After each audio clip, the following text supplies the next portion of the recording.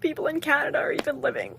Even on that job, like, I still can't do shit. I can't buy anything. I can't afford the rent these days. Like, the main reason why we're leaving Canada after living here for 6 I need years. to leave Canada because the cost of living is so expensive. It's not even worth it to live here anymore. And I don't even live in Vancouver or Toronto. I don't understand anymore. I don't understand how I make $34 an hour and I can't function.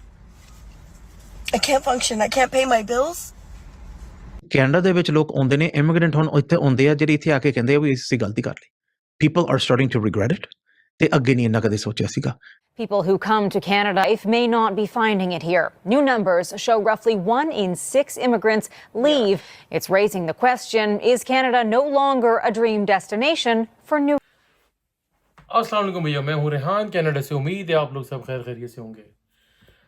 आज हम बात करेंगे भैया कि क्या Canada ख़त्म हो चुका है, क्या कनाडा रहने के काबिल नहीं रहा। ख़त्म होने का मतलब ये नहीं, खुदा न करे कनाडा ख़त्म हो गया।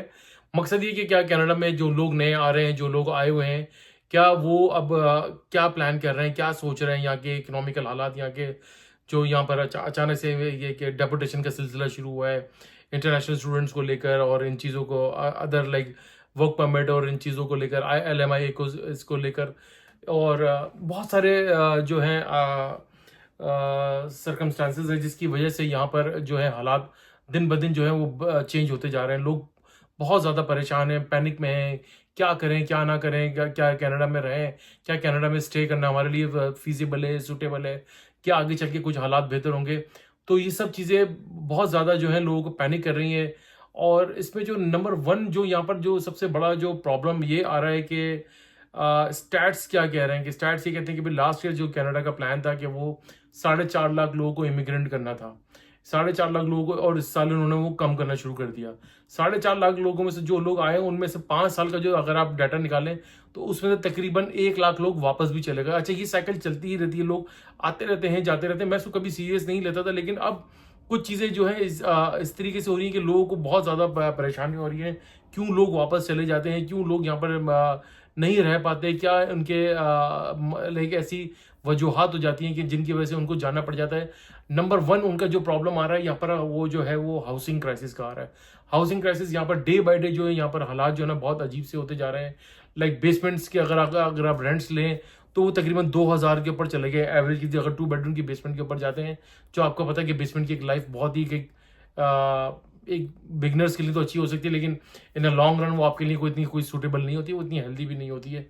और लोग उस चीज़ को लेकर परेशान है। 1 बेडरूम या 2 बेडरूम का अगर अपार्टमेंट किसी अच्छे एरिया में लेने जाते हैं तो उसकी प्राइस 2 बेडरूम की तकरीबन 2700-2800 के ऊपर चल रही है। तो लोग इस चीज़ को लेकर बहुत ज़्यादा परेशान हैं, क्योंकि लोग यहाँ पर आते हैं, वो अपने ड्रीम्स लेकर आते हैं कि यार अब हम कनाडा आएंगे और अपने जो हालात हमारे बदल जाएंगे, हमारी एक लिविंग स्टैंडर्ड यहाँ पे बहुत ज़बरदस्त हो जाएगा।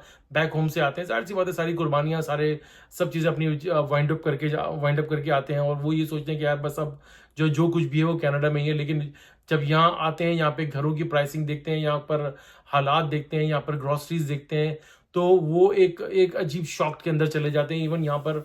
और प्लस सेकंड नंबर पे आ रहा है यहाँ पर जॉब क्राइसिस के यहाँ पर हालात यहाँ पर ये हो गए हैं कि आप जो बैक होम से एक्सपीरियंस या डिग्री वगैरह लेकर आते हैं तो भैया उसकी बेसिस के ऊपर तो आपको यहाँ पर जॉब मिलती ही नहीं है। वो यहाँ कहते हैं कि भाई पहले यहाँ पर आकर आप यहाँ की स्टडीज़ करें, अपने आप को जो है यहाँ के स्टैंडर्ड्स के मुताबिक लेकर आए, जो कि उनका एक अपना लॉ है, अपना एक मानना है, उनके एक अपने स्टैट्स हैं, उसके हिसाब से वो ये कहते हैं कि अब उसके लिए आपको यहाँ पर स्टडीज़ करनी पड़ती है, अपने आप को अपग्रेड करना पड़ता है। अगर नॉर्मली क्या होता है कि जब अगर आप आईटी के हैं तो अगर आईटी में तो फिर भी आपको जॉब मिल जाती है, लेकिन उसके अंदर भी बहुत ज़्यादा ले ओवर्स हो जाते हैं, वो आपको कॉन्ट्रैक्ट की जॉब मिलती है, वो इवेंचुअली आपकी जॉब आपकी ख़त्म हो जाती है। अब आपको बेसिक सर्वाइवल के लिए भी, यानी कि अगर आप टिम हॉर्टन्स या मैकडॉनल्ड्स वगैरह में भी जॉब करने के लिए अप्लाई करते हैं, आप यकीन करें कि वहाँ पर एक जॉब आती है, वहाँ पर तकरीबन 200 लोगों की वहाँ पर लाइन जो है वो लग जाती है। ये इस वक्त जॉब के यहाँ पर हालात हैं। अब सबसे ज़्यादा इस चीज़ से जो तबका मुतासिर हो रहा है वो हो रहे हैं यहाँ के आपके इंटरनेशनल स्टूडेंट्स। यहाँ आकर वो सबसे ज़्यादा यूँ परेशान हुए हैं कि एक तो उनके जॉब आवर्स कम है, और प्लस वो अपना जितना भी सेविंग्स वगैरह लेकर आते हैं वो थोड़े अरसे के बाद वो नहीं ख़त्म हो जाती है।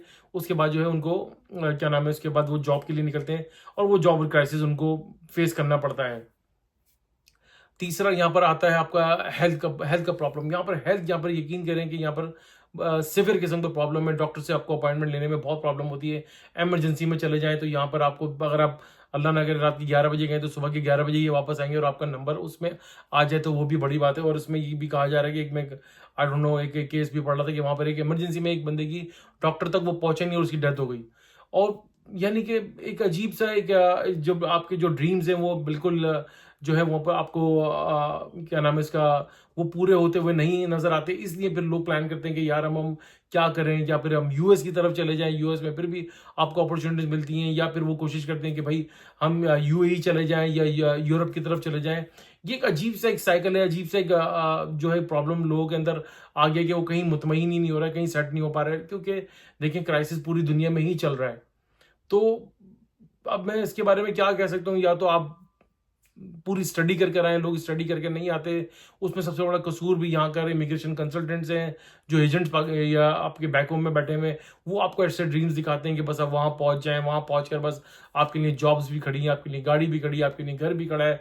ऐसा कुछ नहीं होता। यहाँ पर जॉब क्राइसिस बहुत शदीद किस्म का हो जाता है, लोगों को प्रॉब्लम्स होती हैं। फिर यहाँ पर आपको फूड क्राइसिस यहाँ पर इतना खतरनाक है कि आप यहाँ पर जो है वहाँ पर फूड के जो प्राइसेस है, इन्फ्लेशन इतना बढ़ गया है, यहाँ पर फूड क्राइसिस बहुत ज़्यादा है। यहाँ पर फूड बैंक है जहाँ पर जो सिर्फ ओनली लोकल कैनेडियंस के लिए वो फूड बैंक से, जहाँ पर जो उनकी बेसिक आमदन से भी कम होता है, उनको प्रॉब्लम होती है, तो वो जाकर वहाँ से फूड बैंक से वो फूड्स ले आते हैं, क्योंकि वो पका हुआ नहीं होता, उसमें सारी आपके जो आपकी बेसिक्स होती हैं वो घर आके आपको बनाने हैं, उसमें लाइक राइस और ये सब चीज़ें, इस टाइप की चीज़ें होती हैं। तो वहाँ पर भी क्या हुआ कि इंटरनेशनल स्टूडेंट्स ने जाना शुरू कर दिया।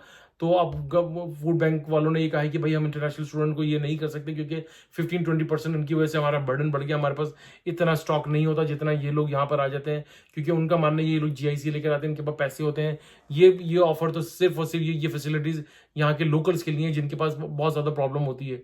तो ये सारी चीज़ें, उसके बाद आपको एक कल्चरल शॉक लगता है यहाँ पर जब आते हैं जो बाहर से। तो कल्चरल शॉक बेसिकली क्या होता है कि भाई वहाँ पर तो एक अपने बैक होम के अंदर एक यारी दोस्तियाँ चल रही हैं, सोशलाइजिंग बहुत ज़्यादा है, वहाँ पर लोग मिलते हैं, रात के 11 बजे भी आएंगे तो वहाँ पर लोग अपने दोस्तों से मिलना शुरू कर देते हैं। यहाँ पर ऐसा नहीं है।